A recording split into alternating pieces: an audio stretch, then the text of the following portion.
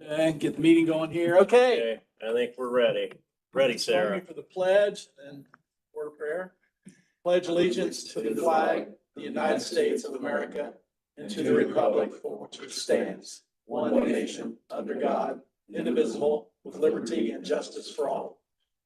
Dear Lord, be with us today as we deliberate the business of the county. Help us, Lord, to keep in mind best interests for all of our county residents, Lord. Help us to do the very best job that we can. Keep in mind your teachings, your wishes for all of your children. Ask all these things, Lord, in the name of your Son, Jesus Christ. Amen. Amen. Okay, you received minutes from the June 17th meeting, I believe it was. Anything look? I just made one minor addition to I think it was the fiber optic thing. Okay,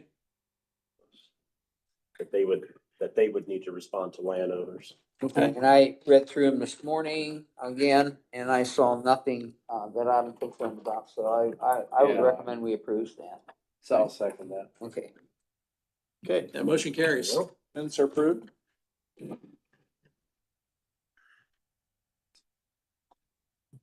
What else have you got for us, Tony? Well, first we'll do the payroll AP claims. And you know, that's all the benefits and so forth and so on with that. And that is $334,122.33, 334,12233. Move, we approve the payroll. That was payroll, right? Payroll AP. Yep. Good. The motion passes.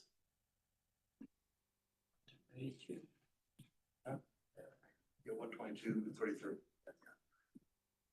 And next, we're gonna have the weekly health insurance claims. Those weekly health insurance claims this time are $125,579.51, $125,579.51. Prescription was $99,022.06. Medical, $26,557.45, for a total of $125,579.51. And I did verify claimants. Okay, Problem there, Stan? motion to approve. Second. Motion passes. Should have received via email the accounts payable claims. Mhm. Those are in the amount of $510,670.90, $510,670.90. I looked through the claims this morning, had a couple of questions for Glenda. She explained it, so I have no problem with the claims as submitted. Is there anything big in there, Tony? Anything major? There was, Yeah, the the economic development. They get it twice a year. That was almost 100,000 almost. There was, IT had an $85,000 bill. Those are the two biggies. All right. I don't know, Brad, if you guys had any biggies or not in this one.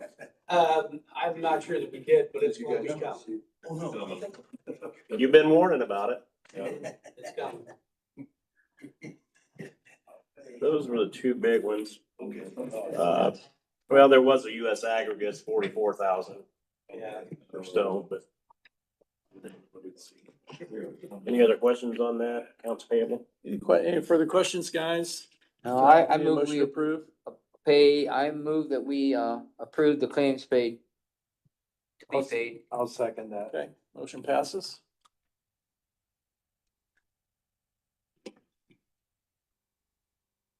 The only other thing I have, we do this every year around this time. It's the 2025 health insurance contribution. I just need commissioners to approve moving the 1.7 million into the health insurance line as approved by Adams County Council for the 2025 budget. I'll make that motion. Second. Okay, thank Motion you. passes. That is all that I have.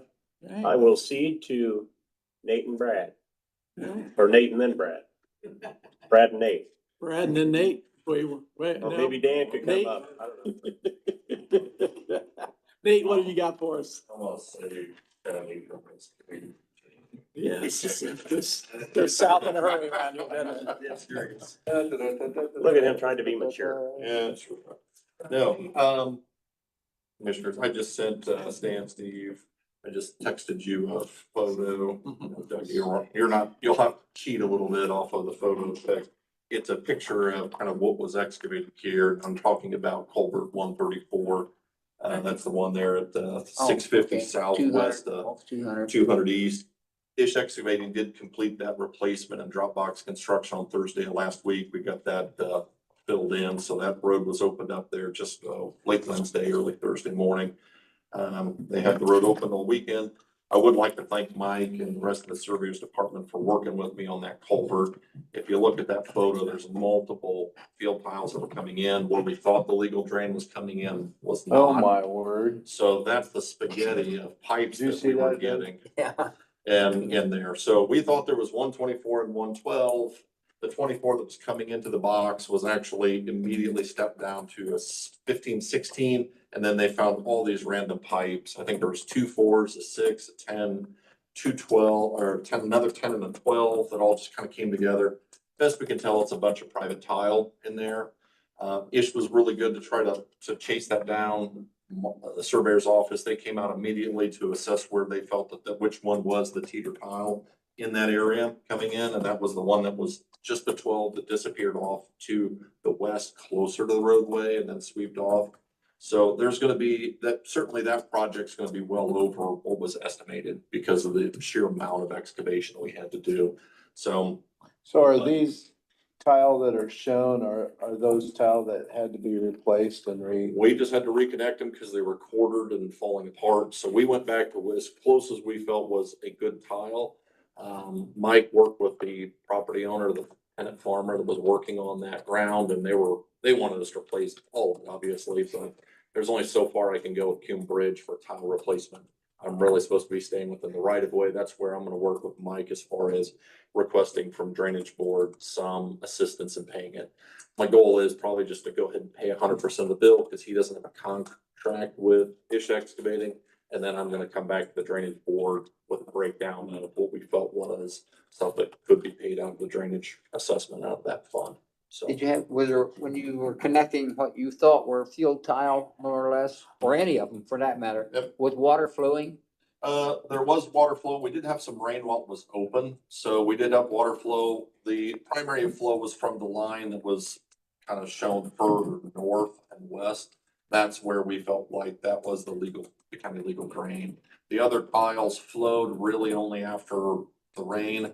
And, it was the legal tile that prior to had collapsed, so we had a subhole that was holding water back.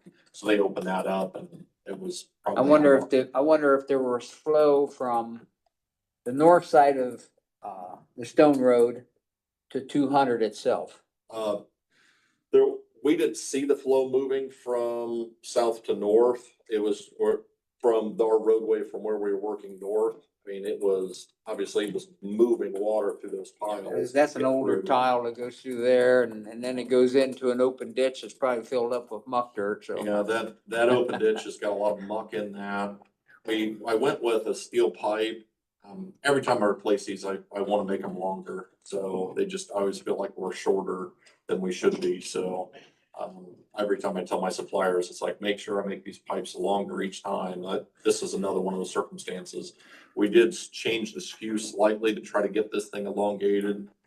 So it pushed the box further south, but I'm really not as far away to the north as I would like. So I may make some adjustments in the future.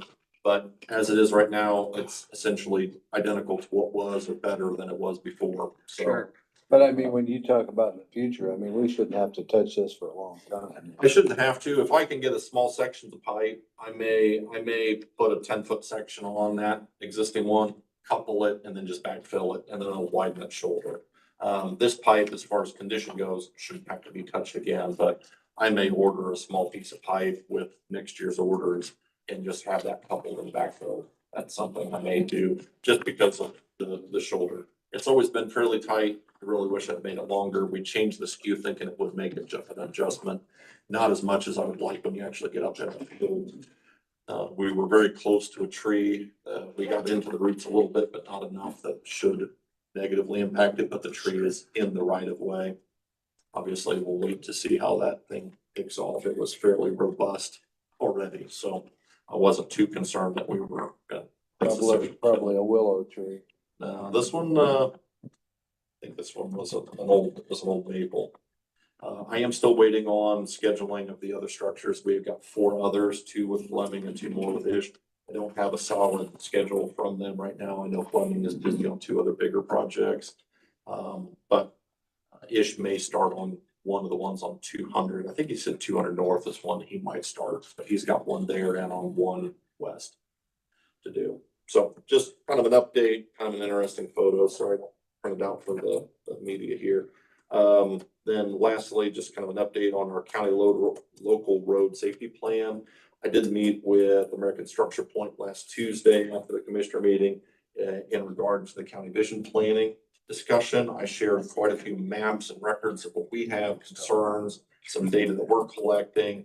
And I'm hoping with some of that input, Structure Point will be able to provide us with some additional information as far as the surveys, public survey comments. Once we have that, really isn't anything holding us back from adopting that local road safety plan, kind of putting that behind us and actually pursuing some of the projects within the vision plan supported by that local road safety plan. So kind of with that, that's where we're at right now. As far as that goes, it's really hold until the vision plan is near completion. So other than that, kind of just, it's hot and I'm waiting for contractors to work on my projects. So So we're just the developing those. local road safety plan, is that something you and Brad work together or kind of a shared plan, or how does that? It is a shared plan. It's talking about the county roads and the different structures that are in the county road right of ways, what types of crashes that we have.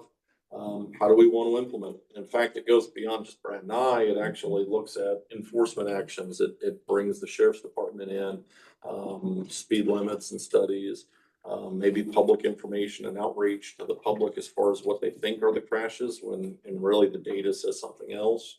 Often we get told, well, it's the intersections. We need more four-way stops. Well, really, it's the straight line sections. It's animal crashes, about a third of our crashes, and about 40% of our crashes are on straight line roads. People just lane departure where there's nothing out there. It's just you, your car, and your cell phone with speeds. It's those sort of things that are becoming a bigger risk for us. So that's where we're gonna have to start educating people about what are the crashes that they're seeing in the county. They may hear it, but if they're not connecting those dots the same way. So, and we can look at different projects and enforcement actions that we can do. So, and make sure we're smart about it. I don't want to propose $50 million of construction across the whole county if it's not going to be beneficial to the community.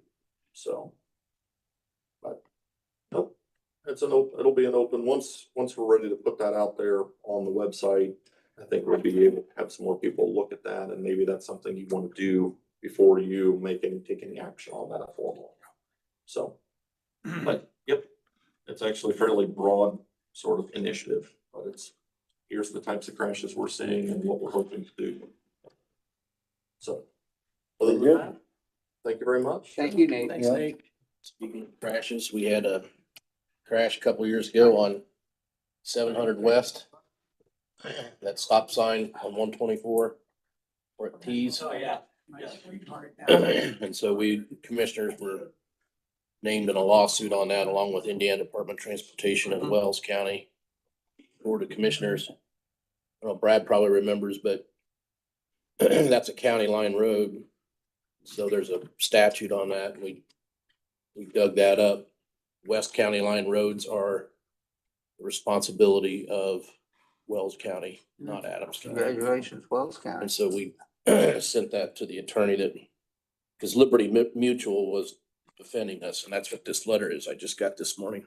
What was our liability? Was there a vision issue as far as trees? Yeah, they always allege, obstruction of the intersection and negligent design and contributing to the crash, which, we can. I went out and took contest pictures that. of it, and I mean, it's pretty wide open, if I remember right. There's even a stop ahead sign there, and yeah. So we didn't think that it had merit, but you gotta defend Still it. gotta- But anyway, the nice thing was, we're not responsible for that road, so we got dismissed, so we're out. Left out, but if not. But, okay, that just brings up a question I never thought about. So who's responsible for the state line road along between Indiana and Ohio? We are, Well, that's. well, our half, It's an interesting, It's a it's weird- actually broke up. It's not like we take care of all of it. It's not like we can take care of half of it. So we might have 2 miles, then they'd have a mile, then we'd have 5 miles, and then they'd have 4 miles. I don't know how it ever got set up. You know, it's with 2 different counties. So I don't know how it ever got set up, but it's all broke up. Mercer, Van Wert. Yeah, sometime. And that change, that, it never changes though, it stays the same. No, it is always been the same. Okay, Sometime though, if you guys are ever interested, I'll bring in a map. We can show you. what we're Yeah, responsible for? yes. yeah, I forgot about that. On the Yeah. state line, it's different. And now, other counties west of us, those got the east side. counties have to maintain the east line Yeah, and then on okay. through the state, but on the county or on the state line with Ohio, it seems to me that years ago, I had a lawsuit years ago involving a farmer that had a combine head that hit a stump that was cut off low and below the grass on the west side of that road, technically in Ohio. And for some reason, I thought there was something about maintaining half of it, or maybe that's when I ran into the segmented Yeah. responsibility, but it was strange. I was a kid, the Ohio side was always the state, the blacktop roads of the country. Well, like the North County line though, that's Allen County. That's Allen County, yep. Thanks to Brad, that's. How about south, how about between us and Jay County? So the South County line is ours, other than where it totally swoops down into Jay County. They got a section. A half mile, maybe, that They they got- take care of, okay, but- huh, we work together on it too, Wow. so. okay, interesting. Okay, good to know. I'm glad somebody knows that. Yeah, it's confusing. Yeah. So we Because can't, I we sure can't don't. claim Bear Creek Farms as ours then? Well, good morning, gentlemen. We have our draw for the month of June. The draw for UVH is $310,061.57. $310,061.57. A little more than last year. Ahead of last year, aren't we? Yeah. And on the other side, the local road and street for the month of June, $50,338.53. $50,338.53. Highest draw for the year, isn't it? Yeah, and we've discussed that a little bit before, and it's Yeah. traffic or travel's picking up, I should say, and A little higher than last year. yeah. Any projected changes from the state on this? Cause I know they're There- cutting into community crossings, right? But I don't know about, Yeah, so they have I don't know how to really explain. So they did have a plan and it was going up so much every year. And then it stopped. And I'm not sure, and it was like a 10-year plan. Now granted, it was not much, it went up, it was like pennies. So that's another thing too. There's a whole formula of that. If you guys would ever like to see it, I could bring it. And have you look at I've it. sat through those sessions at the ICC conference and, you know, that's kind of one of those sessions you don't wanna have right after lunch because you ain't gonna stay awake. Yeah. Yep, Maybe if you did stay awake, you wouldn't understand. yeah. Oh, and this is our formula for, Well, I moved we accept Brad's report on MVH and local road and streets. yeah, I'll second that. Motion passes.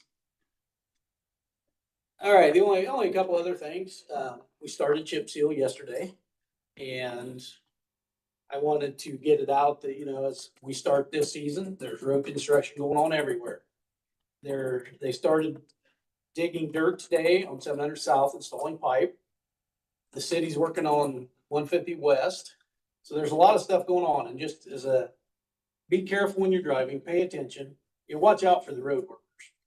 Cause in our, like our process, I've told you guys this before, but we'll close down that section of road. That way we can lay the oil, put stone over it and go on. And it might be closed for 45 minutes at the longest. And then you can get through, and we'll let you around if you can still get to your house, but just please watch out for road workers this time of year. Yeah. Other than that, Well, I was sure happy to see, cause I went over to Bluffton yesterday and I took 300 North over. And I didn't realize you got that finished already. yes, It is beautiful. isn't that nice? Oh my gosh, it is a beautiful section from Yeah. 27 to the county line. Yep. It is. And yes, and then, so then,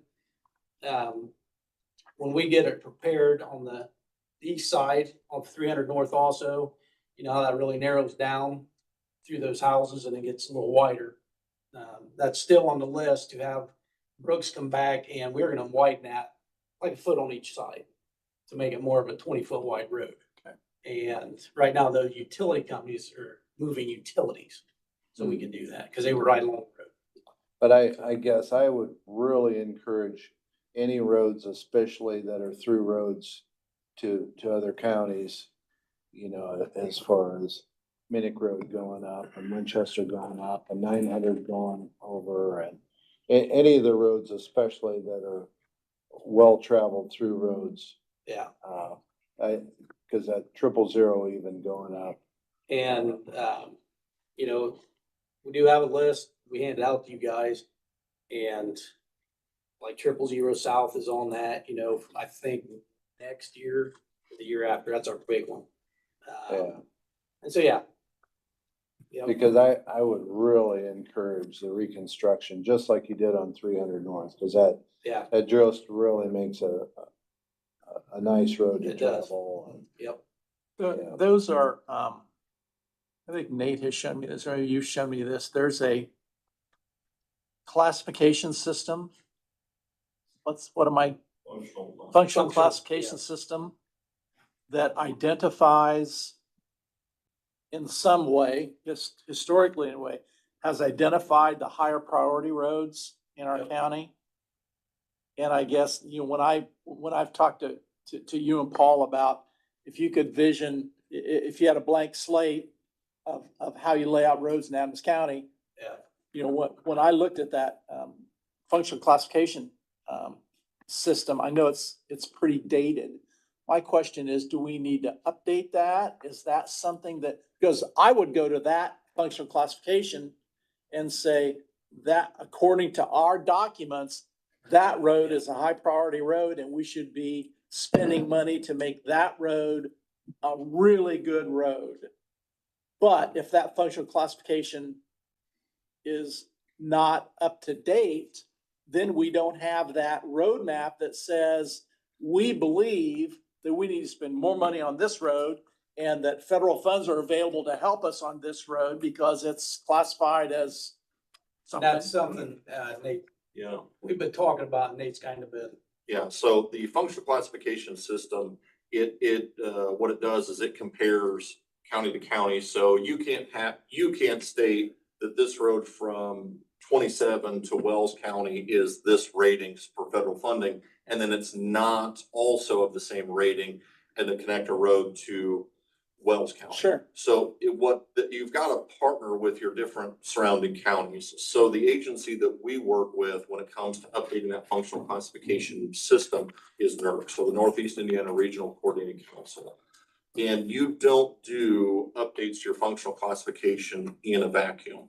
So what ends up happening is you're gonna have to petition NERC, or Adams County is going to have to, so we would have to work with you to take it to that board for recommendations for what changes you want. And there are certain criteria. You can only have so many roads that qualify for X, Y, and Z, certain traffic counts. And then what ends up happening is NERC works between all the counties to make sure that they harmonize. And then it is adopted by believe NDOT's involved, but ultimately Federal Highway even approves your functional classification. So it ends up, it's a fairly long process and it's not done very often. So it hasn't been, since COVID, it hasn't been updated. So it is actually, we're coming up on an opportune time to bring up different recommendations. I've actually reached out to the mayor of Decatur, asking about certain surrounding roads in the donut around Decatur to see which roads are within our jurisdiction or theirs, and maybe come up with some recommendations that we could bring to the commissioners and make sure that those work together.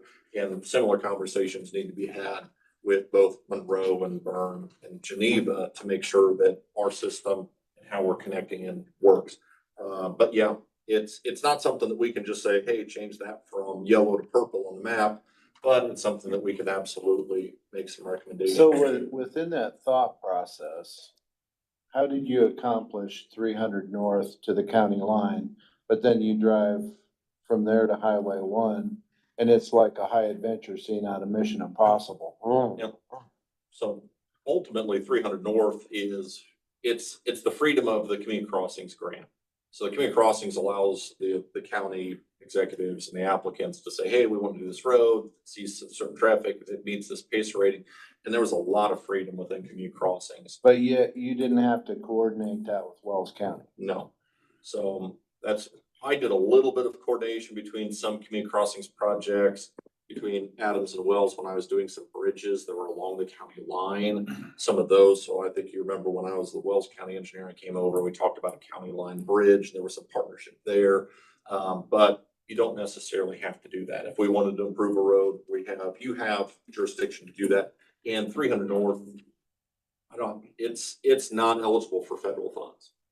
If you're seeking federal funds, it has to be on that functional classification map because the Federal Highway has said, yeah, that roadway system. So makes good sense. backing up again to where you were talking about not operating within a vacuum and coordinating with the surrounding counties, does that apply to our grants for federal funds? Is that where that piece of it? Yeah. Whereas when you're looking at community crossings, we don't have to worry of whether Wells County is gonna improve 300 or not. Correct. I think the 300 was, I mean, you got 124 that heads west. You got 224 that heads west, 300's just halfway between about. And it's traveled quite heavily, you know. Yeah, I mean, it was a good community crossings choice time. And there again, that road, you all know, like you were saying, even over here was an adventure. Yeah. And Yeah. you know, that was why we put that as one of the top priorities. And also because, you know, going into Wells County that way, it is I'll say a shortcut or a way to get well, around. I take that way a lot of times to hit the north end of Yes, Boston. exactly. And so that does plan, but was also one of our roads we felt really needed. Sure. Yeah. Well, and I think those are functionally, like Steve was saying, you know, should become a priority as roads that are thoroughly traveled out across the county line. You know, and like even Doug says, you know, we've obviously got 224, 124, 218, and 116, you know, as east-west corridors. And One thing I will mention, though, I know before when Nate and I have looked at that map, it's interesting because there was a couple times we wondered, you know, how was it this road got classified for federal funds, but yet some of these others that are more heavily traveled didn't. And that's that's my wish, is that we take the knowledge that you all have now and work to bring that map up to, this one's classified, but we don't think it should be. It doesn't deserve it. This one over here, maybe it's 300, isn't classified, but it does deserve it because of the traffic, and let's work with Wells County Yep. to add that to the map. And so again, I'm looking for you know me, I'm looking for a vision. I'm looking for a transportation vision that says, here are the primary east-west corridors. Here are the primary north-south corridors. We're gonna make those things really, really nice. We're not gonna not maintain the rest of the roads, Yeah. but those are the ones that are gonna look like 300 does now. And we're gonna keep them that way. And maybe even add lines to them and make them be higher priority for us because that's where the traffic is. So Basically like a that's, 000. yeah, so let's So I would encourage you guys to continue to work together to paint that vision so that when you bring a project to us, you can say, yep, it's one of our high priority roads and here's why, and here's the reason we want to spend our community crossings money on it. No, that's the intent, both with the local road safety plan, with this, our involvement with the vision plan. I know Brad and I both, we make an effort to attend those meetings, even though we're not a voting member in that. We want to make sure that we're observing this so that whatever recommendations that we put together for our bridge projects or road projects, it harmonizes with that. And I think that we're gonna get some good information from the public to try to use on what their desires are. And then hopefully we can put cost to the vision. I think everybody asks for a whole lot of things. I mean, if we asked everybody, oh, I want all these roads to be 60 miles an hour, well, you can't make every county road that way. And if you've got a secret way that you can drive and cut off 5 minutes out of your drive from the county, you're probably driving 70 miles an hour past somebody's house. And none of those roads are rated for that. No. And we can't we can't tax ourselves enough to make those that way. And I don't think anybody wants that. So we're gonna have to have a good plan for it and I certainly applaud your efforts and we'll see what we can do. Good. We'll keep nibbling away at it. Thanks, guys. Brad, back to your initial comment on chip and seal. Yep. How many miles, is your goal this year on chip and seal? 100, 100? because if you remember last year, we Equipment. usually shoot for 70 to 80. Okay. And last year we had nothing troubles with our truck. So we only had about 40 last year, so we added them on this year. Okay, and you're using mostly 11s? Yeah, we're using all of All those. across the whole county, yes. Yep. And just as a reminder, the new distributor chassis is sitting at the shop, but the company that's putting the body on doesn't want it till October, November. So, Oh, so Hopefully you're next using the season. old distributor yet? Knock on wood, yeah, I guess. Even asking more out of it this year. I did see that, I assume you guys resurfaced the 4-H, new 4-H parking there that they created. actually, last year, I believe it was last year, 2 years ago. Yeah, we actually chip sealed it. You did? guys had given us Yes. permission. Yes. This here, the 4-H, they worked through us. We gave them some contacts. Okay. Yes, they did. They put a I saw it looks nice nice. black surface on I it. saw it looks nice. It And I don't know does. who did it. Yes. It kind of happened and I missed it. So, But, yeah, we worked with them on it, got it coordinated with them, and then. so you all didn't use your equipment though? They No. hired a contractor to Yep. do that? Okay, good deal. Very Yep. good. Looks nice. It does. All right, thank you. Thanks, Good Brad. deal. Thanks, Brad.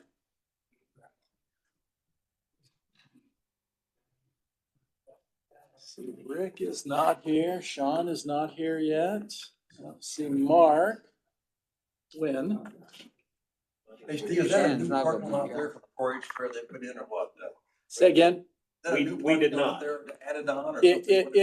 yeah, it's just they resurfaced one that it's been there for quite a while. It was grass for quite a while. They converted it to stone with the help of the highway department a few years ago. And then it sounds like that the 4-H, That blacktop now? No, Chip seal. it's chip Chip seal. seal. They put a seal, it's called seal coat. It's a nice black layer that locks everything in and reseals it. yeah.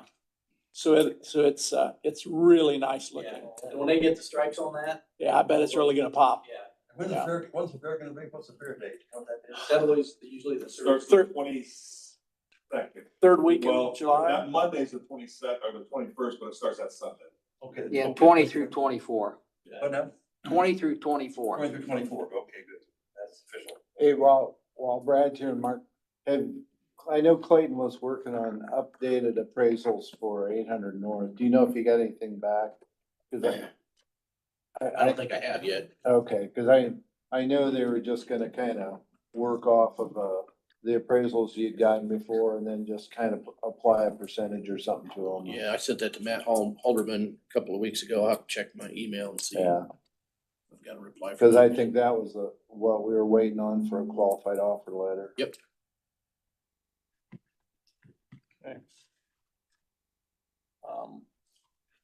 Mark, if you have anything for us, we're running a little ahead of schedule here.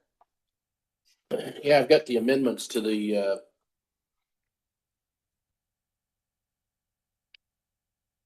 subdivision control and provisions of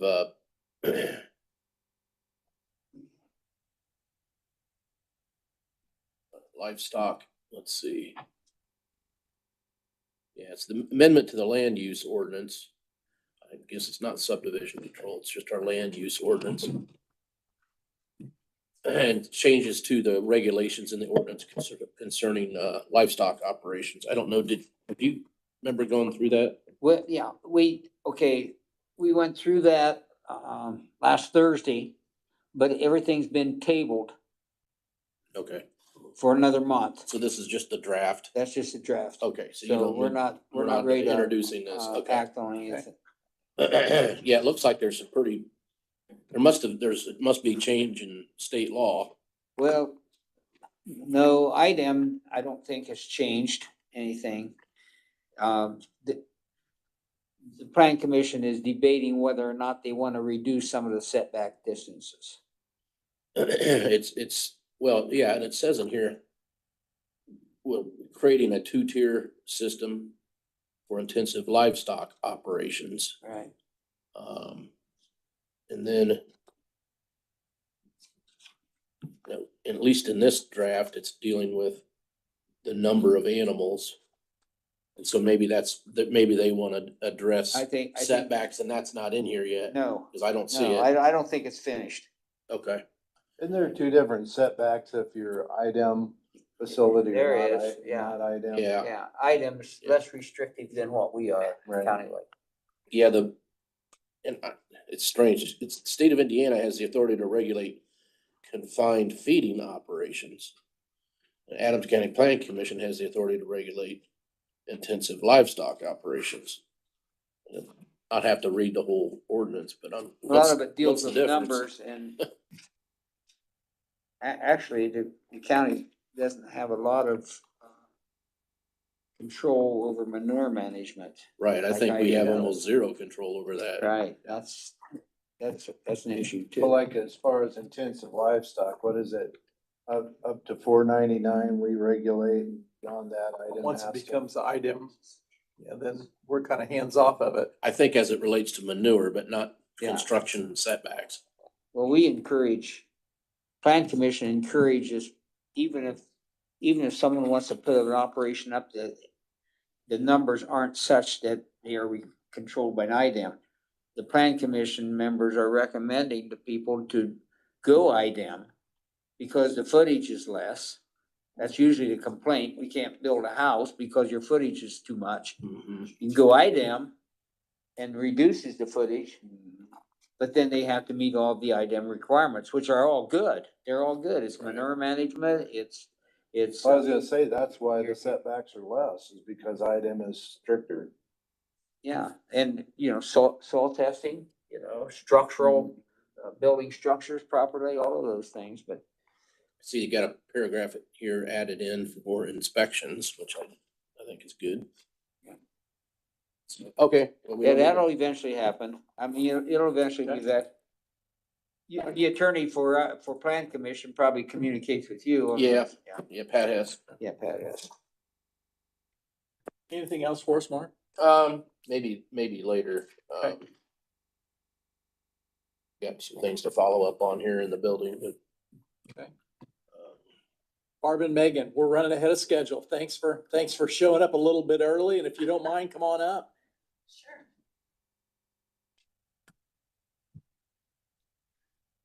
How are you today? Good, Good. thank you. Warm, gonna be a warm one out there We again. talked about See that. all your warnings. Now that we got two new chillers in the building, whereas last year we were struggling with one chiller, trying to keep the whole place cool. Now, all the cooling centers are open. We've advertised it in both newspapers, on the radio, sheriff department has it on their site. How many do we have, Barb? Nine. Nine, really? So we try to have them in all areas of the county. The only one, we don't have anything designated in Monroe, just because the fire departments volunteer and you can't really count on somebody being there having them. But there's several in the rest of the county. But the reason we're here is we are working on our LEPC exercise, which is a requirement annually for us to get our tier 2 funds from the government, And what does LEPC stand for? local emergency planning committee.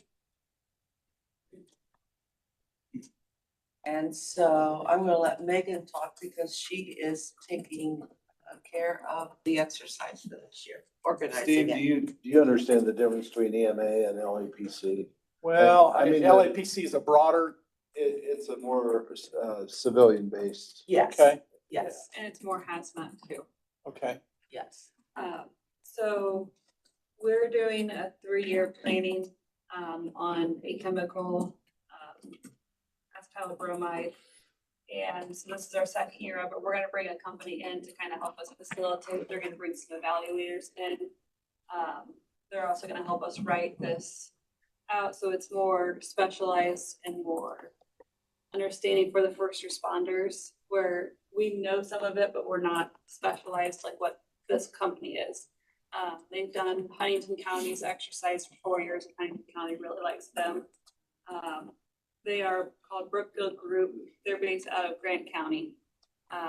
They're gonna help us write our proposal and everything for it, and then they will come on August 7th is when we're gonna be doing our exercise and helping us facilitate it, and like to bring some evaluators. They're gonna be holding before August 7th. We just had one last Thursday. Our first meeting, and our next one is in a couple weeks, the week after 4th of July. And then we'll be having another meeting after that, I'll kind of plan for this exercise. And then after the exercise, they're gonna come back and help us do our after action, to see what went good, what we can do better. This next year, we're hoping to do it full scale. So that's why we're trying to bring in a company this year, so we can kind of build that with them to bring them back next So year. this would be more of a tabletop exercise or, Yes. okay, Yep, so this is tabletop, for next year it'll be full scale. okay. They gave us this contract, I just need you to sign.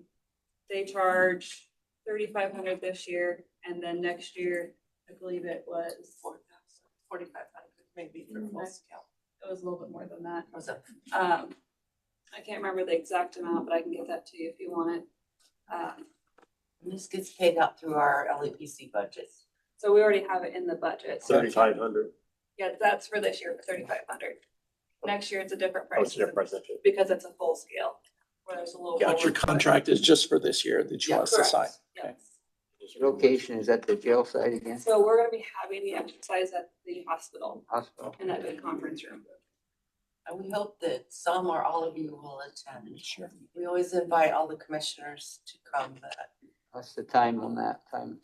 it's Registration's from 5:30 to 6. The exercise is from about 6 to 7:45, 8 o'clock, and then we'll be having a small hot wash after, just so we can kind of talk about what went wrong, what went good, so we can have that for the after action. And you said August 7th It's a Thursday. August 7th, right? and 6, is that AM or PM? PM. So last year we had, like I said, it was the first year for this chemical, and we had around 40 participants of first responders that came to it. And it was a mix of fire, law, police, dispatch, EMS. There was a few Red Cross, a few other participants that showed up for it. So the reason we're having this exercise is the risk of exposure to, in Adams County. I don't know if that's a chemical that's used through industry or if the risk of exposure is through transportation Yeah, through the county. We did a commodity study a few years ago, and that was one of the chemicals that drove through. Okay, So this is gonna be a transportation incident down in Geneva. okay. So, one thing about the LEPC and the requirements for this exercise is it has to be an extremely hazardous chemical. Has to be approved by the state for us to use that chemical, and it has to be at an approved quantity. So we have lots of extremely hazardous chemicals in the county, but the quantities are so small, like chlorine for swimming pools, things like that. But the amounts at each location are so small, they don't count as far as us being able to use that for an exercise. So by using a transportation exercise, we know from that commodity study about how many tankers of acetyl bromide traveled through in a certain period of time. So we give that number to the state. If they approve it, then we can use it.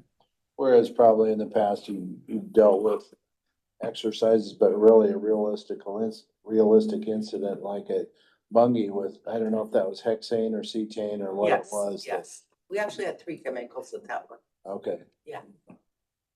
So it's a very realistic, It is a very realistic possibility. yeah. I'll make a motion that, our chairman sign your application for your 3,500, was it? I'll second that. Okay, motion carries. Thank you very much. Have him ladies. sign one All right. too. When your LEP signs it, can you send me a Yeah. completed copy? Before you leave, can I just ask a question? Totally off subject, Yeah, sure. but back on the same subject that you and I have been talking about Yes. on an yes. ongoing basis. We talk about these cooling centers and heat warnings and so on and so forth. Again, back to an emergency notification system. And we have the siren system, but really that's the only way you have to communicate any type of emergency to the public Correct. is very, very limited weather-related, basically a tornado siren We have system. the sirens, the newspaper, the radio station, and whatever Facebook we could get Whether you other get help departments with. put out Yeah. for us. So when I asked Barb the other day, she was communicating something, a weather alert. And I said, if you had access to the iPod system, am I saying that right? The iPod system, through some type of a digital communication system, would you have sent that out via this iPod system that would have come to me on my phone? And I would have had to sign up for it just by me being in Adams County. Barb could have sent that to my phone. And so we've been looking at that as either in addition to our siren system or all the other tools that Barb has, Barb and Megan have available to them. And so I've sat in on a couple of presentations from Civic Plus, Yes. which is one vendor of many that could provide us with a solution that we could distribute this kind of information out to the residents of Adams County that would be, in my mind, a significant improvement over our current siren system, and begging and pleading the media to help us out with communication. So it's interesting, and to be quite honest with you, I finally got some dollars associated with that kind of a solution. And it wasn't as shocking as I thought it was gonna be. So that's something that I think we just need to continue to talk about, continue to look at. But every time something comes up, it's like, gosh, would that be something we would use this digital communication solution with? And more often than not, Barb tells me, yeah, I would do that. Yes, we So would. just nothing really other than the fact that I think that's something that at least I'm curious about, trying to figure out if that could help us. I know we had a presentation from a solution that would be app-based. This would not only be app-based, but it would also integrate that iPod system, which doesn't require an app for you to receive a communication on it, just like the other kind of the emergency communications that we get over the TV and phone and from NOAA weather radar, whatever. So anyway, I just thought that was interesting. I continue to be interested in that. I know you all are got a lot of things on your plate, but continue to chase that for us and see if there's something there that we need to seriously consider building into our budget from year to year. Well, my personal feeling is, the sheriff has an app that he uses now. And people are getting used to that app. So whether we are able to follow his lead on that, or whether we go with a different type, we need something. But in my opinion, what I found out so far is there is nothing where everybody's just gonna get notification. People still have to sign up. I don't think, and correct me if I'm wrong, Sheriff, the iPods, isn't that a geofence? I think that's a geofence So system, you don't yeah. have to sign up for that, but there's more restrictions on what you can put out. If it's Right. safety rated like the heat alert, they allow you to do that. But some of the stuff I put out on the sheriff app, or Right. the election, the clerk want to put out, that Right. would be allowed. Yeah, that IPOS I think is very safety related. Correct. Very So- safe. so- Emergency But related. it could be more than just a tornado. It could Yes. be Yes. a lot of safety related things. It could even be such a thing as there's a traffic Blizzard. accident with a road closure or something Correct. like that, an emergency road closure or a fire that says, please avoid this area, some Right. things like that, that we could actually communicate very effectively to the residents of Adams County if we had a solution like this. Yes. And correct me if I'm wrong, Steve, but I think that gentleman quoted you 2 separate prices. Actually quoted 3, yeah. Okay, but so one was like the basic. One's very what- basic. And then one of the other ones included, senior, what do they call that? Like silver alert type Silver thing stuff. alerts, Yeah. more general type of things that you want the public to know about. And Right. it was cost a little bit more to get all of that. But what she's talking about, that couldn't get, remember the gentleman you brought? Mhm. What she's talking about could not be on the same ticket here? No, I don't know if the sheriff app I haven't looked at that, to see if it can pair up with iPods. I don't know if Yeah, they I do don't that. believe it was. I don't believe it But I was one think- of them that was listed as I an think iPOS iPods, provider. Yeah, like the sheriff app, or it could be Adams County app. Every department could have access to be able to put out information to people who subscribe. The iPods is, let's say we have we had a tornado go through the northern half of the county. And yes, everybody's gonna get a tornado warning message, but we can actually then put something out on a map, make a shaded area, and it will go to every cell number in that area. You don't have to sign up for it, you don't get say I want it, I don't want it, it goes. And that's where you can put the silver alerts, the amber alerts, you can put in weather, you can put in heat, you can put in blizzard. Anything that deals with the general safety, it pretty much allows. But I can't put out, if you wanna be a volunteer for the elections to do it, it doesn't allow that. That's what the sheriff app does, but you have to request it. You have to Through the download app, that but app. it's a lot easier than doing when we had, Everbridge. That was a lot more involved and you had to register and you could take your names. I have no idea who's registered for the sheriff app. I know how many are registered. I just don't know who they are. But the iPods is definitely more succinct of where you can send a message to, but it will go to every mobile phone. The users don't have a choice. They're gonna get it. But it's much more controlled, but it's for a specific reason, and it's a great reason, it's a great tool to use. But you can't compare that to like my sheriff app, it's totally 2 different things. Now, working together would be awesome, but I'm not sure if the app, I'll have to look into it, and that changes so frequently. And again, I'm just trying to educate myself on it. So I've set in on that presentation. There are lots of vendors that provide that iPOS access. Civic Plus is just one that it just happens to be a vendor we work with on a totally different solution for the county. But that it's you basically pay for the service every year. Yes. So I'm just trying to get smarter about how to do that But I stuff. fully agree with you, Commissioner, we need something. Yeah. We do. We do, we need something. So as Barb and Megan continue to kind of research this, I'm hoping they'll bring us, maybe sometime next year, bring us a recommendation on something that they think could solve that.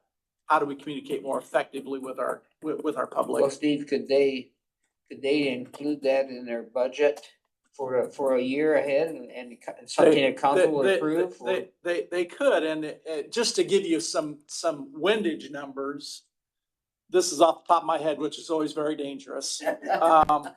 So don't quote me on this, guys, but windage, if you remember, to replace one of our sirens was $35,000-ish.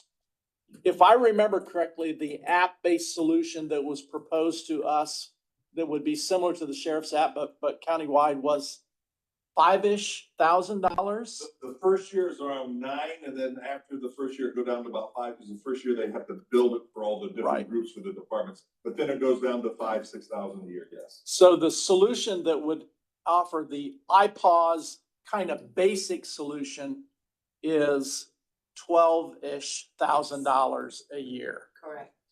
To get up to more general use, which could include, I think, similar to what the sheriff's app would provide. Then there are versions of it that go all the way up to $20,000, if I'm not mistaken, a year. I think 18 was one of those numbers. Is it like 12, 15, and 18 or something like that? So it's in that's just kind of what we're looking at. So it's not cheap. One thing that would be helpful for us if we had an app like this, you know how I've been sending all of you the national weather stuff? Every time we get an update, I forward it out to you guys.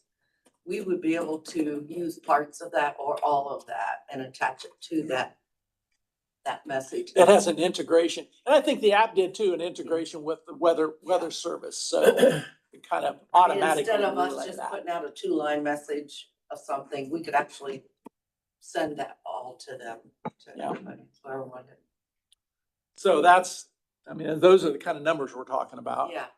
So, and again, that was just one vendor, and there are probably 8 or 10 or 12 of them that this is, I think there's a bit different vendor that a lot of the surrounding counties are using that you probably would want to talk to, and just because I'm curious, and that you don't need to loop me in on this. This is not, That could be our next step if you want us to go ahead and do that, because we've already asked every one of the counties in our district who they use, what they use, and they've all responded.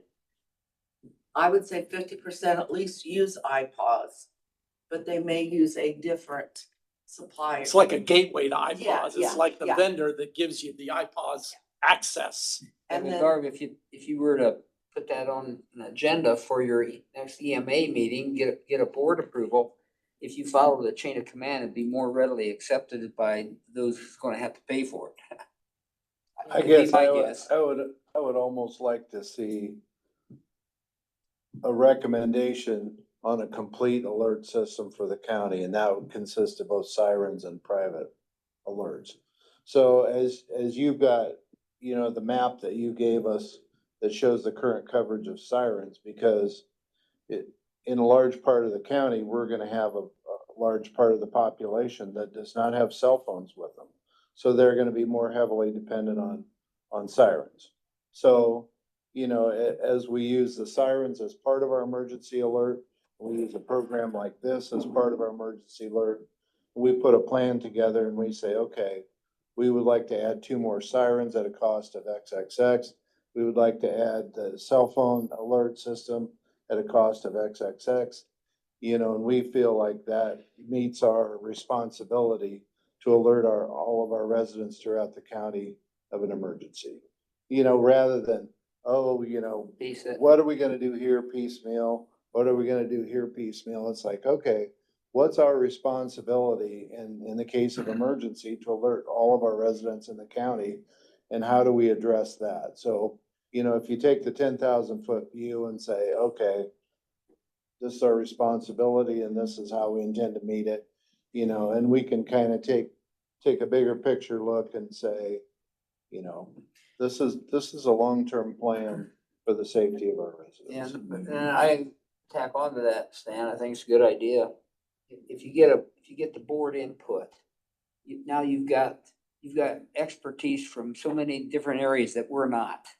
Mhm. From your fire, and the board input would go a long way in getting. And I think you've done your We've research. already done that. Yeah. You've Okay, done your yeah. research on the sirens, Yes. you've done your research on the other alert programs that the sheriff uses and you've recommended, put it together into a package of overall county alert system. Okay, so we have had probably a month ago now, at least, we have a board for just the sirens to discuss what we want to do with that. And it was unanimous that the board wants to keep sirens in the county. So that has been completed. The next thing that we've done is when we did our budget for 26, we included a budget line item in there for EMA to have funds for replacement and repair of sirens in the county.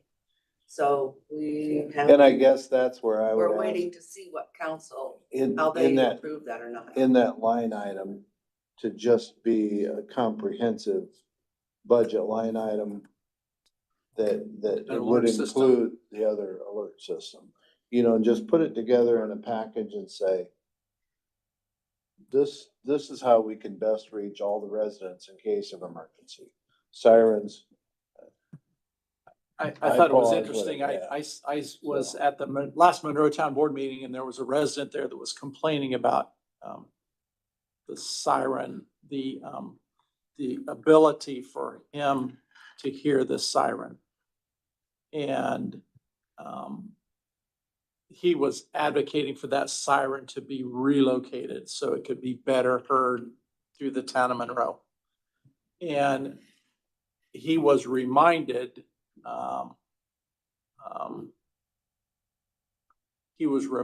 by somebody that was there that the sirens are really only intended to be heard if you're outside of your home. Correct. And I think that's, and he was kind of like, well, he was disappointed. Maybe I say this a little more professionally. He was disappointed that that was the plan, that it only would alert him if he was outside, where he probably shouldn't be with an impending storm. And that was really a limitation. And so he then advocated, why don't you all consider some kind of an app-based alert that would alert me whether I'm inside or outside, that there's bad weather coming and I should take shelter. So it was interesting that I just happened to be sitting there and hearing this conversation between a resident of Monroe and the Monroe Town Board. Sure. Just kind of Sure. an aside. Sheriff. Just real quick, I reached out to the OCD, the app people, and they have partnered now with iPaws, and they said that's about a $2,000 to $2,500 additive to Okay. their price tag if you're already in with them. So it is another option that we can, I'll get Cool. more information on, because that's new. I've never heard them talk about that before. Cool. So Good it deal. might be a new thing that they've reached out to. So, and I will see him next month at the sheriff's conference. So I'll have Well, more information. a plug for the Sheriff's app for you guys that are here from the media. I've downloaded the Sheriff's app and I continue to get what I consider to be really valuable information on that, just as a resident, not as a commissioner. As a resident of Adams County, you can download that app from the Sheriff's Department and I get updates about weather. Plus I also get updates about other significant events going on. So if you download that app onto your phone, it works. It's helpful. So I would encourage all of the residents of Adams County to do that. And we're gonna have, stuff at the fair this year and all the festivals where there's a QR code that you can just do it. You don't even have to look it up. So, we're gonna be pushing that again this summer. What is that app address for you guys? ACSD one? No, I'll get with you afterwards. Oh, God, it's not. Okay. What else have you got for us, ladies? That's it. Anything else? Hey, thanks. Thank you. Thank you. Appreciate seeing you guys here. I continue to get educated more about what you all are doing for us every time you come. You remember when LEP Yeah, I'll said get it it, once we we can get- save it? Yeah, once we get back to the office. They're I'll get awesome. it to you. But I don't need him to sign my copy. You're gonna get me, just scan me a complete one. Henry, I can do it. So if he doesn't hit me, so I can save all this, which is a good thing. But there's a Whatever comes up. Yeah. I don't think Shannon's coming. No, I think Not she here. said she was gonna be gone. Thank you. Yes, yes. I you think did Sean very must have good. had the wrong Thank you. date. You just look Maybe. good. I just communicated with him, I thought, but that could be on me too. Or something came up, who knows? Should be on me too. Mark's here. Mark's here. Hide behind Dan. Yep. Come on up, Mark. I'm trying to get him up there. It's not like he's bashful. I'm pretty shy. Your other thing. Hey, morning. Good morning. Oh, you got to report first. Yeah. All right, see, that's all. Any maps for us to look at? Yeah, I think he does today. Oh, yeah, he does. I've been wanting to do this storage in Britain. You've got the most important thing, Steve. Who the hell is that? What's his name? Mouse? I don't know. I know. Shut that guy up. What's his name again? Eric, he's gonna do his monthly report first. Oh, So, you can see we had a big month, be about 13 more permits in May of 2025 than we did in 24, which also puts us up 13 for the year. And you can ask the girls, if they know that's true, because I'm almost never in the office at this point, running around.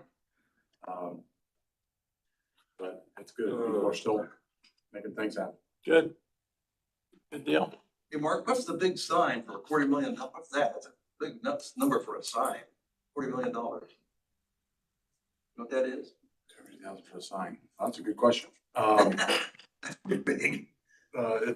It's one that's gonna be on the, Is it a billboard or something? yeah, it's Oh, a, electronic, it's one of electronic. those big electronic Oh, that's billboards what- like you're starting to see. pop up. Decatur or Vern? See one here in North side Decatur. Decatur. No, Decatur. Okay. I see. Where's that at?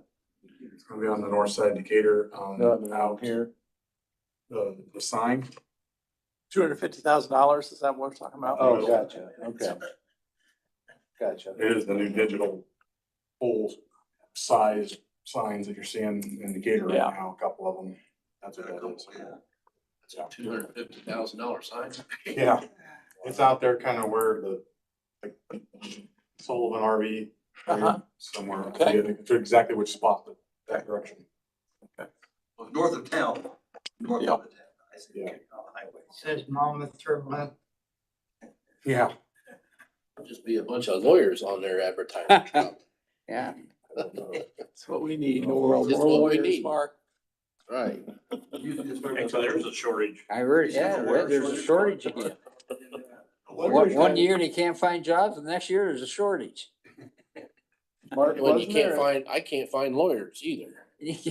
wasn't there a time, Mark, when lawyers were not allowed to advertise? Oh, yeah, years ago. And it wasn't that long ago, though, was it? 20 years, 20 years ago? something, yeah. Actually, when I started, it was just loosening up. Get off topic. What else have you got for us, Mark?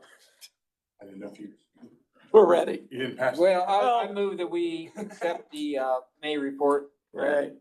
I already had it written down, they approved it. Okay. Okay, is that a second, Stan? Robert. Yes. Okay. I was waiting for that, sorry. Thanks, Yeah, you Mark. got two. Somebody's gotta keep me in line. Usually it's Tony, but. Clear subdivision. This is, 400 West. 400 west and 700 south, Be right on the corner where the old school says. Is almost. Yep, that Amish? Nope. Or is that Dan? that's Dan. Yep, he broke out his house. Okay, Well, no, sorry, that's the Amish school. This is what we're talking about. He broke out, right here's his house. He Yep. didn't, he broke out the house from the okay, acreage and he's selling the house to Stefan. okay. And how much acres? He's got 20, how many acres? He's got? He has 20.4 left and that's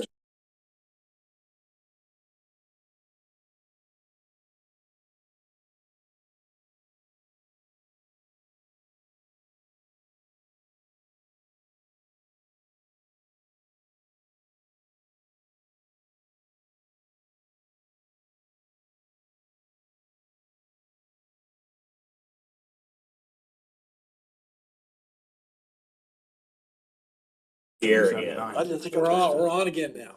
Now we're on. Yeah, your mother was in my class, except she went to Burr. Jim doesn't cause that kind of Dad trouble. go to high school. Jim? Oh, yeah. He doesn't write that stuff down. I don't think I should. No, I had to get the acreages as well. I'll do that eyeballs thing, is it? P-A-U-S-E, P-A-W-S. P-A-W, I think it is. I never heard of That's the sheriff. It stands for something. I'm not sure what it is.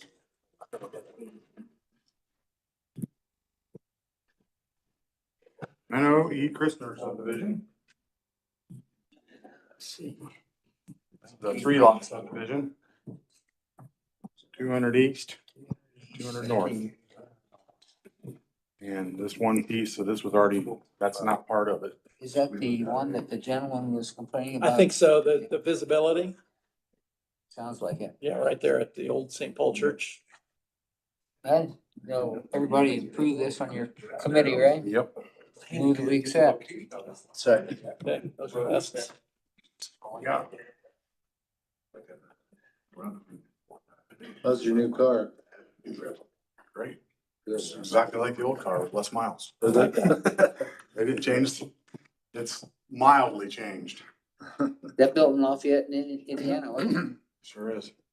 That thing is. It rides smoother and probably quieter, but the body, the metal's the same. The interior's the same. Yeah. They changed a few The things buttons on the in the same bumper. place. That would be my, Everything's the same. that would be my wish, is don't move the buttons. Yeah, everything about it's the same. Yeah. They changed a few little moldings on the outside, that's about it. Yeah. Huh. They make a high quality vehicle, no They doubt about it. very high. Yeah. And off-roading and, as I do, they have a nice high stance and works well for me.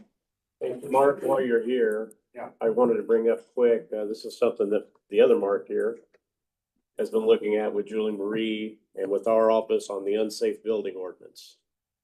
I think there was email communication this morning with me, Mark, and Julie Marie that a home ruled fund ordinance could be written up for that.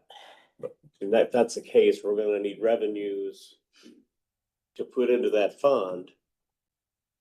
And what we're talking about, gentlemen, is houses We that thought are, we could take it out of your pay. Is that you know, okay? unsafe, you know, That would be, make a motion. late Sorry, fees, Jody. Unanimous. late Late fees and fees. things like that. Nobody asked you. So I just wanted to put you guys on the radar that Mark's office is working on that with us. And when they're ready to present something, we'll get that set up so that monies can actually go in and out of there. Cause I know you had some legal fees come out of BZA and Plan Commission that should have come out of that. Right, I know, that's why. But it wasn't set up.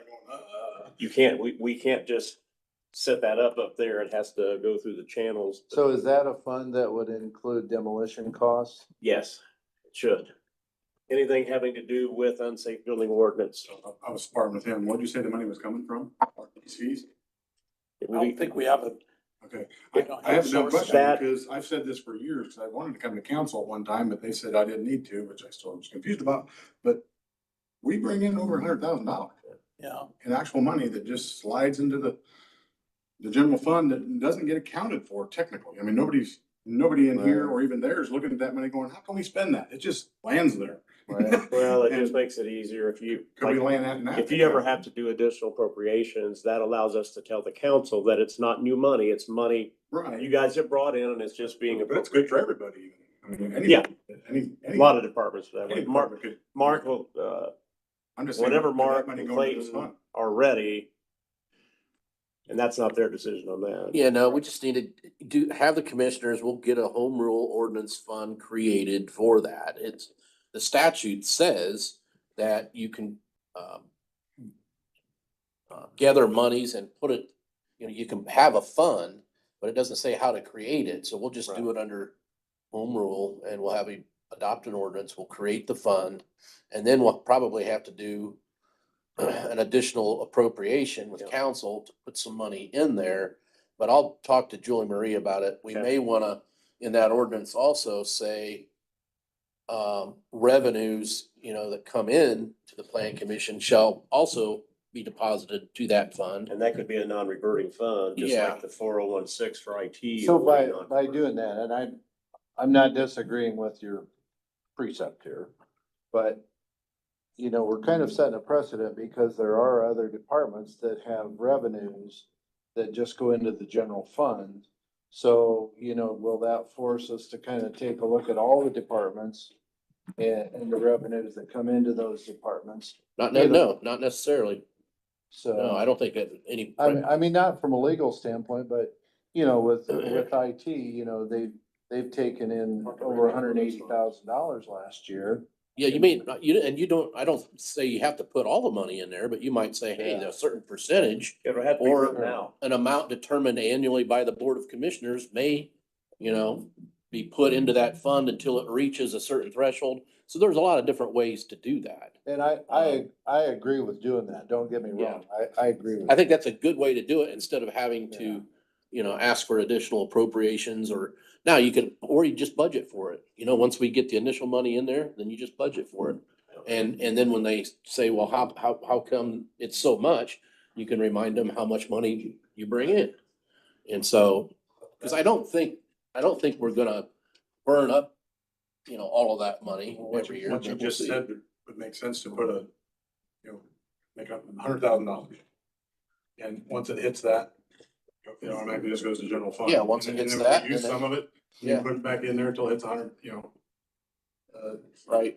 That kind of thing. So Yeah, it could if we don't be. use it for years, we might not even ever put it in there, you know, just all goes to general. fund. I think it depends on how Mark's office writes that up and how it gets approved and what it says and We might all be the able to legalese in there. put a trigger in there, just says, Yeah. you know, Speaking of that, you know, up and once it hits $100,000, then that's it. We just can't do anything in our office until it's set up. Like, we can't just grab money somewhere and put it in there. It has to go through the pipes, so to speak. where are we at? So would that give the Plan Commission and the authority to spend that money without an additional appropriation from council? If it's out of the unsafe building ordinance and it's used for that purpose. It's not the, well, for enforcement of that ordinance, that's done through the commissioners. Or Yeah, I'm talking you about know, like the we fees, enforce it. Right. legal But fees, but the money to execute that enforcement has to come from somewhere. demolition. Right. And you guys would approve the claims Yeah, for the expenditure of that money. Yeah. We would have some new budget items in a different category. That if, let's say It- I got it's- $1,000 bill it's very from a sim- lawyer.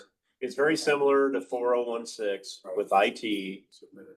When it's gonna be self-funded, once we get invoices in for those municipalities, it's non-reverting. And I think Julie Marie's working up an ordinance on that as well.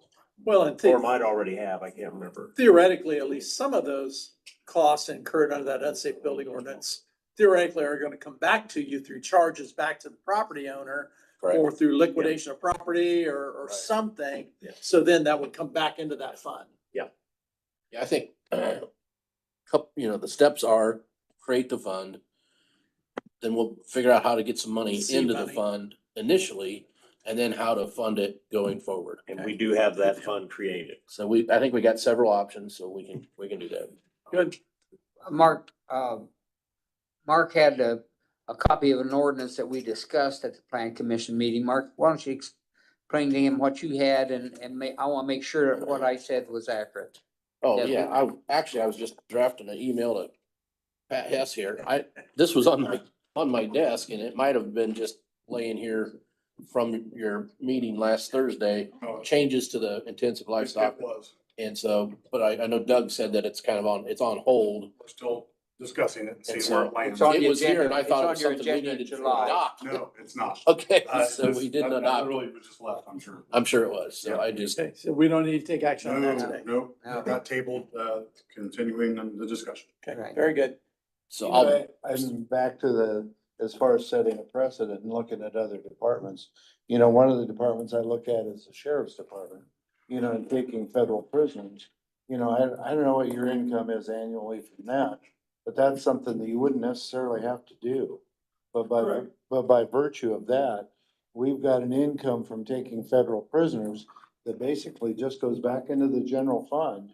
So when you come and ask for money, you kind of have to remind council and remind us that, hey, I'm bringing in a sizable income here because of what I'm And doing. you guys have worked with me, and so the council, that's how when I basically hired the last two new deputies, that's kind of was the arrangement.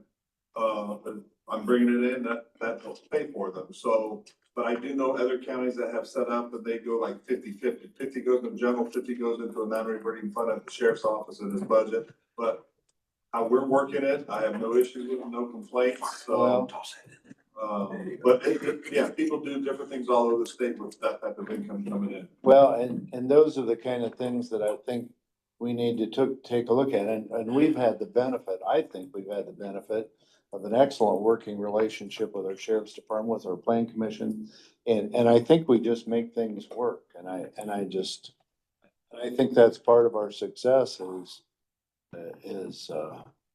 making sure, and when we set up a fund, that's why I say, okay, do we have to look at other departments in doing the same thing? Just like you talk about the money that you take in through permits and fees and stuff. There are other departments that take in income also. And so, you know, if we have to address that department by department, then I'm okay with that. And like I say, I don't disagree with this, but I just, you know, they gotta do it. yeah, it just maybe becomes a bigger picture than. The only thing I was talking about is the unsafe building. Yeah, Only, that's it. yeah, right. Not everything else going in there, because he did not have anything to pay legal fees out of except his BZA and plan commission and this unsafe building fund with monies in there. Those legal fees could have been paid out of there. That's all I'm saying. Nothing, no user fees or permits or anything. It's just for that specific purpose on however Mark writes that up. Yeah. And I think it's the state board of accounts where the stuff goes back into county general. It can't just go back into a fund unless it's deemed a, what's the word, non-reverting, Sure. like Park and Rec. Yeah. So that's just a specific use so that he would have the funds, if you ever have to demolish a house and go through all that stuff again, there it is. So that was the only. Yeah, and I'm, like I say, I'm sure good with that. Good. Okay, anything else for us, Mark? You wanna talk about that here, where we're at? Yeah, you wanna, I think we'll be done pretty soon. Stop. Mark Burry, anything else for us as we're getting near the end here? No, I don't think so. Okay. Shannon's not here. Anything from the public? Young lady, come on up. State your name and address, please, and. Date of birth, social security number. I'll give it to you. I have nothing. Yeah, it's like everybody else has my social security number. Why shouldn't you? It's really easy. I am Devin Beaumont and I live at 3333 West, 750 North, out by Preble. And I am here because I am the proud owner of a manure lagoon smell every day of my life. And as sitting here, I know item plays a big part in that. However, I am the small man. You guys are a little bit bigger than me and they are the bigger man. So I was instructed to start here. I wrote this because it's easier for me to do that. Sure. So I want to start this by saying my husband is a farmer and does use the services of that lagoon. However, I don't care if he uses that manure, I still hate it. So, and I respect the company who has this lagoon or this farm. It is Drops Farms. They have a great working relationship. My husband goes to them every time there's a problem, which is every day. We have benefited on our crops. I still do not like it. It affects my life. So 5 years ago, a manure lagoon was put in across the road from us. It sits maybe a quarter mile off the road. When Gerard's put this in, we were told it would be manure and trees would be planted around it to absorb the smell. However, since then, no trees have been planted in the woods that has been taken out. Nothing absorbs the smell. It is a direct line from the manure lagoon to my house when the wind goes the way it's supposed to go. It does travel, but being a quarter mile off the road, it travels into my home. Last year, when this became an issue, there was the smell of food product that came with it. Yes, Last year they began delivering tomato paste, pizza sauce, tomato sauce. While that sounds great for your crops, and it is, it makes a horrendous smell that is completely unbearable. It now does not receive the waste from these tomato trucks and these other farms. It's set stagnant, half full, and the soil smells like rotten tomatoes. We have had to change events at our home. Sitting on my porch and drinking coffee in the morning is not an option. Yesterday, I was in my pool while the storator was running in the pond, and it got to the point I went in the house. My windows are locked, my doors are shut. It is in my home. We have an air conditioning unit in our window upstairs because we live in a 200-year-old home. I wear a sleep apnea machine at night with the smell of rotten tomatoes and manure coming through my mask. Let's see. Let me keep going here. Some days it's so bad you can't go outside. I have thrown up from the smell in the mornings. This morning I walked out and dry heaved. My son texted me while I was here, and please tell them it smells horrible today. He's in the house. I don't think it's okay that families who have lived in their home for 50+ years now have to stay in their homes because they decided not to follow the rules and the standards they set for themselves. I appreciate business and I respect their business, but they didn't respect us. Manure is one thing. It will seal. That soil now smells like rotten food all day long. I work in schools, and during my summers, I spend them outside, as you can see. I can't do that. And last summer, I spent 5 out of 7 days inside my home because it smelled so bad, and now we're on that continuing trend. When it's humid, it's bad.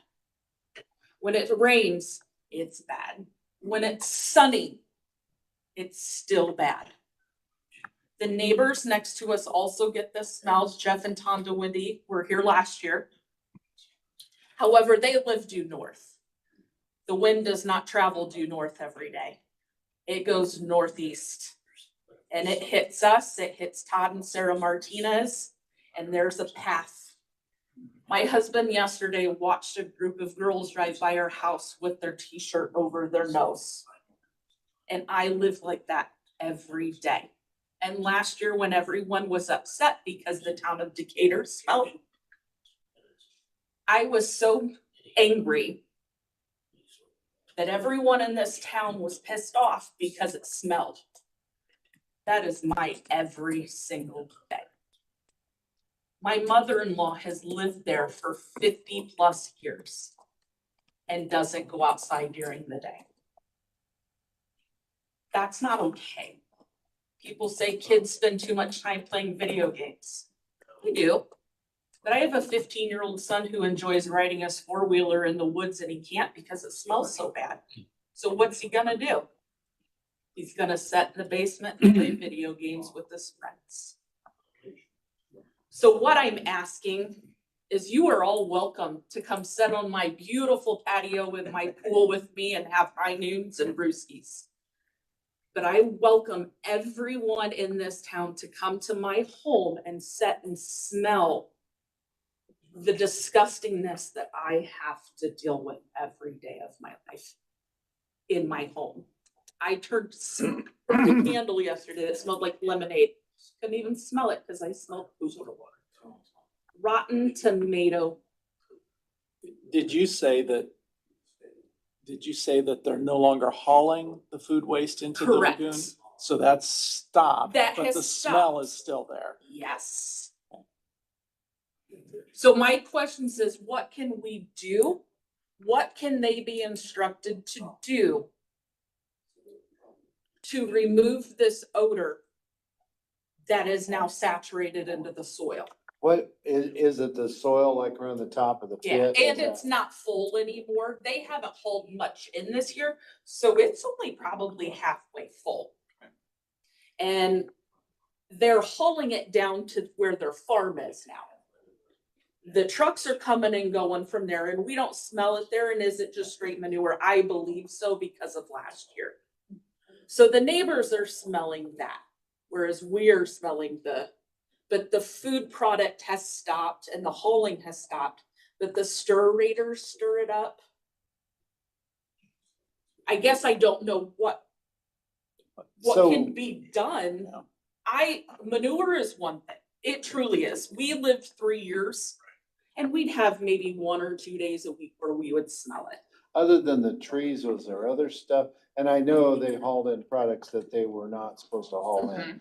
So other than that and the trees. They it's- say they were gonna add the neutralizing stuff. Okay. We've never. Didn't they get fined for hauling that stuff? Mike Whirling explained that they were fined because they spread too close to the road. And that was it. Well, cause they planted alfalfa all the way through there and they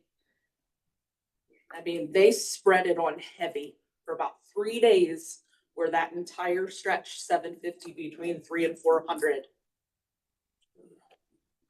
I wonder, can those soils be covered?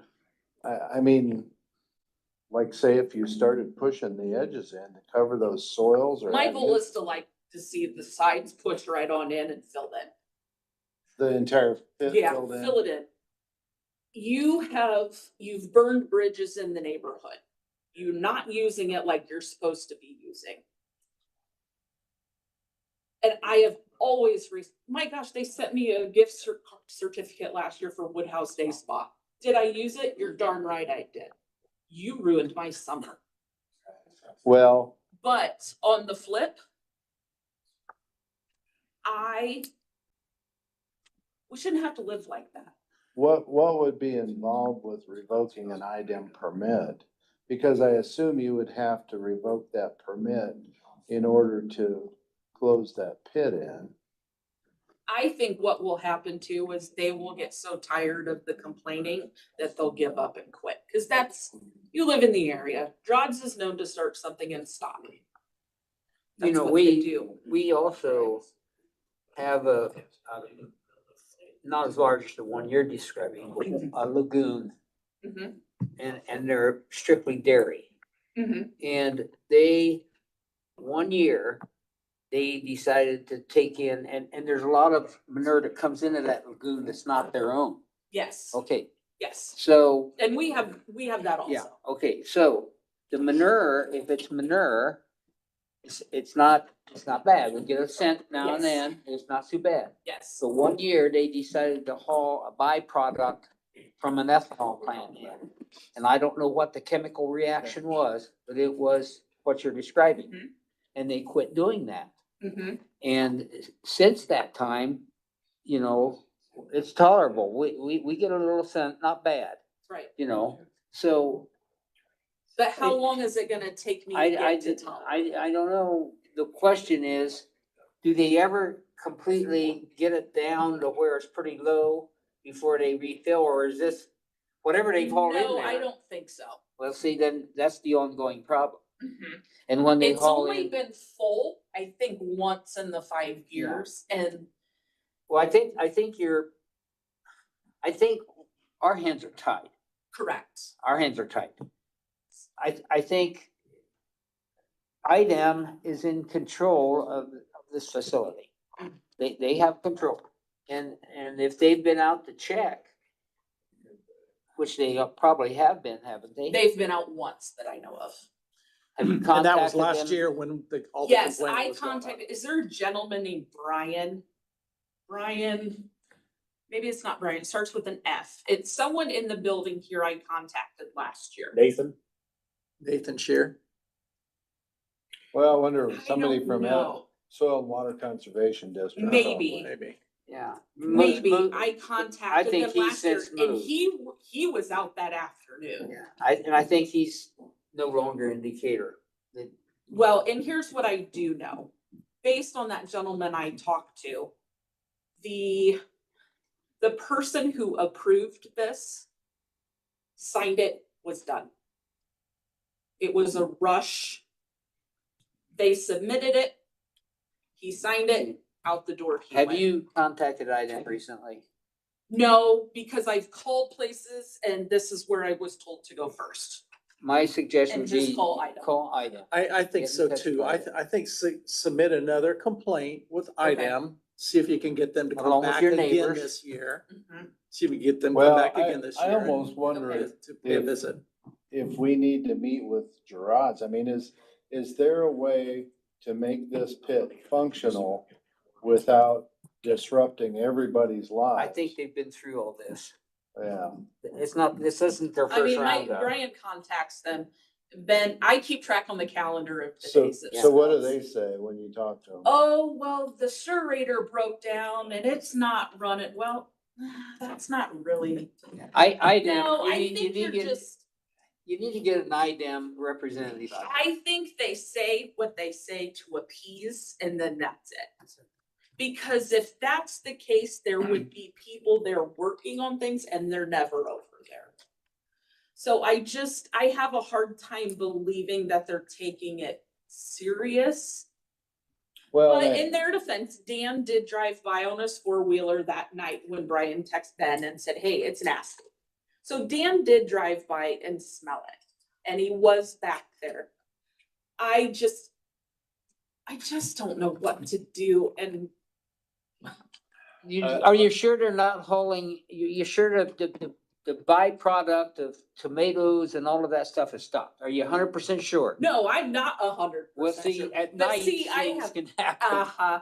And that was part of the problem too, with the neighbors in general, is the truck traffic was bad. And I don't care. I am of the firm believer, if you want to put solar panels, put solar panels. It doesn't affect my life. Have your lagoon, as long as it doesn't affect my life. I don't care what you do, any of you do. That's your business, your life, mine is mine. But those trucks were coming in at 1:30, 3:00 in the morning. I mean, there was constant Jake break traffic. So I don't know if they are coming in because that is how they work. And it's affecting our lives. Steve, I- if you I- guys are okay, I wouldn't mind contacting somebody from IDEM. Cause I've called them when they had the big piles of turkey manure out there. Yeah, sure. And Sure, I, reach out to them. if you wouldn't mind, I wouldn't mind contacting IDEM and at least talking to them and. Sure. It If makes you're sense to me okay if with you're. that. Last summer I was pretty angry. Yeah. I mean, and one, because it affected people it doesn't affect, but I was so upset because I thought I wish someone who was important would just come sit on my patio. In the spring, I can't open the windows when Did you it's say there's- 65, 70 degrees. I can't. Did you say there's free beer involved? Yes, we have a case of Busch Light Lime that no one likes, so I do it. But I mean, I've got all kinds of stuff. I'll throw some. You know, another contact that you might make that's fairly familiar with everything we're talking about is Brad Colhagen, our extension agent. What's That's a his good name? idea. Brad Colhagen. That's a good idea.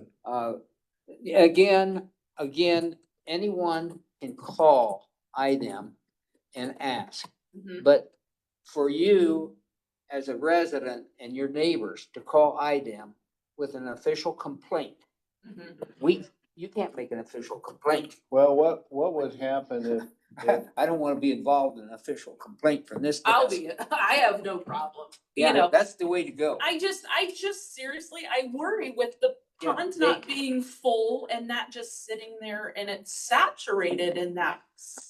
well, They- Like, it's have like a you staff. have a little I was person in your involved- car and the milk cup. Yeah, I That's was in what a it business smells that like was all day. involved with IDEM for years and years. Mhm. Okay, and I had to meet all the rules and regulations, and you do get checked. And if neighbors complain, they will come out. They have staff that will come Okay. out. That's the way to go, because they've got the documentation to where this was approved. And have them go over that documentation to what exactly was approved for this lagoon. Okay, And if it wasn't food product, then someone's in violation. And the Gerards, if that's who run the operation, they should have exactly what trucks are coming in, what time, and what's on those trucks. a log. They should have it. Well, And that's IDEM's responsibility to I think that's enforce been that. investigated. I think they found out they were taking products that they were not approved to take. Correct. I think. Yeah, and they may be You know, doing and it that's, again. and that's where the fines came in at, but obviously it hasn't. And solved and your like, I don't problem. know, and I don't know any of that, you know, that's not, And see, the ironic thing is, I think it was Soil and Water Conservation District that encouraged this lagoon to be put in because we had a lot of confined feeding operations that didn't have a place for their manure. So they They help encouraged, subsidize it. they helped subsidize it, but we it's, talk to them. but it's obviously turned into. Well, and all that manure, it wasn't coming from anywhere around here. Yeah. It was coming from Ohio, and I mean, it was being brought in Well, pretty once far you've away, got the pit, which is it's fine, it's a lucrative absolutely. enterprise. And I think the I think if you assumption, do it right, sure. I think the They're assumption hosing from themselves. our local plan commissioner or whoever had to approve it was that with it being IDEM monitored and managed, that it would be done correctly. And I don't think that I don't see people, and I pay attention because I'm Gladys Kravitz on this. Yeah.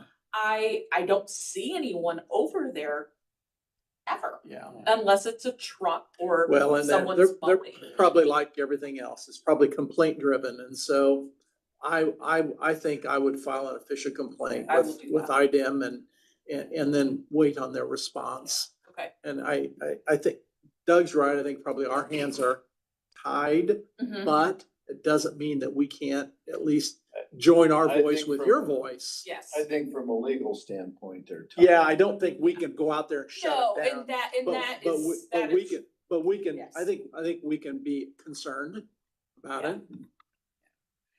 it's just a lot. Yeah, It- it's a, I the hate it issue, for the you. the real I issue really do. is management Mhm. of that facility. There isn't. And see, I that, think there's it's your just problem. a now, Yeah. it just runs on its own and they Yeah, do. it's Yeah. The management. And, you know, Brian wants to, he's like, well, I can do, no, just let me do this the right way and don't be rude and don't be, and that's my thing. I don't Well, wanna be I appreciate you disrespectful coming and in here the way bad you to have a and you know, business you're, because we're I- farmers too. Well, I'm not, but we're farmers too and we get it. And to have someone just kind of disrespect the area in the Yeah. way that it was done, it's not okay. Can I And get your number before you leave then? I mean, you don't have to say it now, but No, just I- before you leave. you want my social?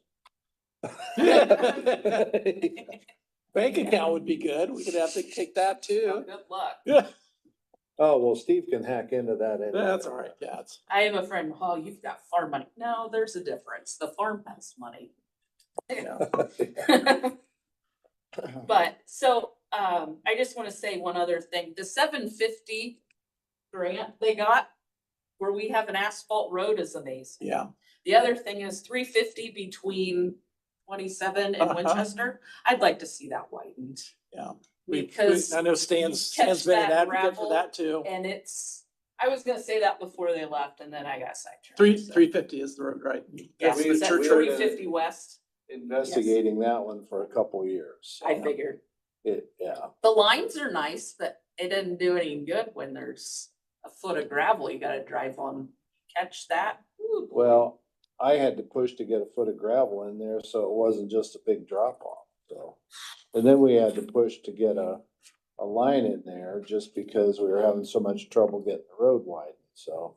Yeah. It's like, Well, I think the lines will help get that widened because you can clearly see it's 3 foot on this side and 5 on this. And it's somebody hard asked, to- somebody asked me Sunday night why they didn't put white lines on the side, and somebody else says, well, because then those white lines would be clear out in the grass, Yes, yes. so. I thank you guys. Needed Thanks to for start coming in. somewhere. Yep. So, All right. thank you very much. But yeah, that was a good suggestion with talking to Brad too, for sure, so. I would get the IDEM paperwork, What's that? get the IDEM paperwork. The- Yep, the I'm gonna complaint- do So that. would, Yeah. would That's when I that get be hold of through Soil and Water Conservation District, or would that be directly? Possibly, they might have some of it. I'd I get it assume it's directly. just off of IDEM's I would website. assume that Okay. I contact Well, it's somebody funny at. because I actually have his name as Jeremy, I believe. I do have his phone number and he works for IDEM. Okay. So Okay. that'll be my first start Good with deal. a text message and a phone call. That way it's But Brad's office is up in the extension office up there too. Okay, Brad perfect. Colton. Colhagen. perfect, like stop and take it. Yeah, get that Yeah, info, get that only with a information, K. Okay, perfect, get that information and then give it to the attorney that represents Bullhorn Farms. perfect. Thank you very much. It's a different, what are you gonna go by? It's a different. I don't really want to go by any. But it's Devon, DEVYN. I said Devon, I didn't know that. Yes, And then Beaumont. like- yes, yeah, like, You live on what like road? Mark, Yeah, what do you live on? 750 north. 751. Also, is this pig manure or cow manure? or It's both? it's Eric, what's everything, in All the kind of animals. And Indiana and Ohio. Okay, yes. guys, anything else? Okay. Yeah. The only thing, we had, community mental health center meeting last week and that went well, and so Thank you. nothing, Good. nothing special. Thanks, Devin. To report there. So, Okay, other than that, I don't have anything. Doug, anything? I'll move we adjourn. Okay, Second. we're adjourned. And off the record, I can mention our ARPA audit went perfect. Really? That's good. Hey, Tony, on this